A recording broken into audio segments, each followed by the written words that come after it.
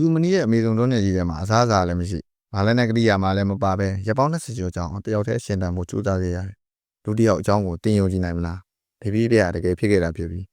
ဒီနေ့မှာတော့ဒီငရဲကန်းကိုရင်ဆိုင်ခဲ့ရတဲ့ရိုစီဆိုတဲ့လူငယ်လေးရဲ့တယောက်အကြောင်းကိုပြောပြပေးသွားမှာ။ဒလန်းစာမှာရိုစီဆိုတဲ့လူငယ်လေးကပုံမှန်ဘဝကိုညီငွေလို့အသစ်ဆန်းတွေကိုရှာဖွေဖို့အတွက်ဘိုလီးဗီးယားနိုင်ငံကိုရောက်လာခဲ့ပါတယ်။အဲ့ဒီမှာသူကစိတ်တူကိုတငယ်ချင်းတွေဖြစ်တဲ့မာကတ်စကယ်ဗင်တို့နဲ့ဆုံခဲ့ပါတယ်။ဒီမှာတော့သူတို့ကကားဆိုတဲ့ထူးဆန်းတဲ့လူတစ်ယောက်နဲ့ဆုံခဲ့ပြီးတော့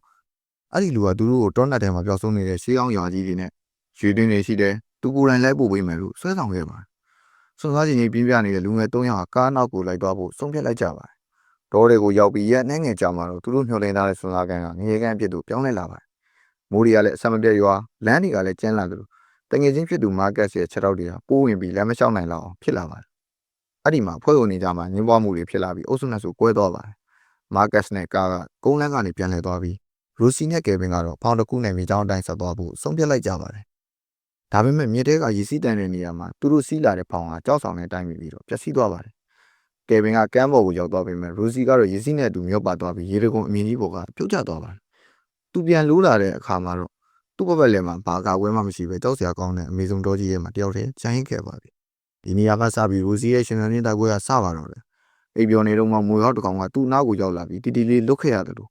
ညဘက်တွေမှာလည်းတစ်ကောင်ရမဲလိုက်ခြင်းကိုခံရပါတယ်။အဲ့ဒီအချိန်မှာသူဟာသူ့မှာပါလာတဲ့စပရေးဘုတ်ကိုမီးကျစ်နဲ့မီးရှို့ပြီးတော့မီးတော့ဖန်နေက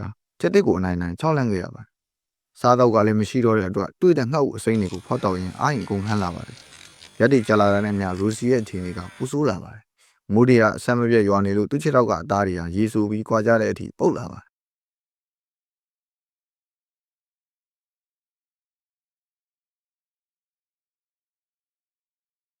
စိတ်သက်တွေလည်းကြာဆင်းလာပြီးအထီးကျန်လုံးလာကြောင်းမိန်းကလေးတယောက်သူနဲ့သူရှိနေတယ်ဆိုပြီးစိတ်ကူးရင်က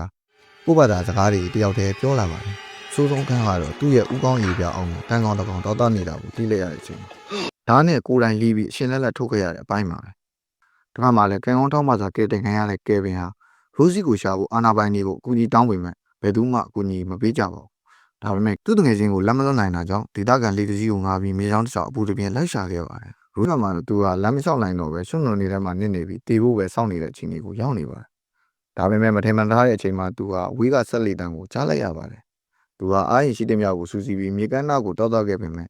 လေကသူ့ကိုမမြင်ပဲကြော်သွားပါတယ်။ရိုစီတယောက်မျောလင်းချက်တွေကုံဆုံးပြီးငိုကြွေးနေတဲ့အချိန်မှာပဲကယ်ဗင်ဟာတခုခုကိုတတိထားမိသလိုနဲ့လေကိုပြန်ကွေ့လာခဲ့ပါတယ်။နောက်ဆုံးမှာတော့ကယ်ဗင်ဟာရိုးပေါ်ရည်တင်ဖြစ်နေတဲ့ရိုစီကိုမြုံနိုင်စရာကောင်းလောက်အောင်ပြန်ရှာတည်သွားပြီးကယ်တင်နိုင်ခဲ့ပါတယ်။ဒီဇလန်ဟာလူတစ်ယောက်ရဲ့အသက်ရှင်လို့စိတ်ဟာဘလောက်ထိအစားတက်တယ်ဆိုတာကိုပြသသွားတာပါ။တကယ်လက်တွေ့မှာလည်းရိုစီယာဒီငရေကန်းကနေအသက်ရှင်ခဲ့ပြီးအခုဆိုရင်စားစရာတူဖြစ်နေပါပြီ။ဒါပေမဲ့ဝမ်းနဲ့စရာကောင်းတာကတော့ခုံးလန်းကနေပြန်လည်သွားတဲ့ကားစနဲ့မာကတ်တို့ကဒီနေ့ထိဘယ်သူမှပြန်မတွေ့ရတော့ပဲ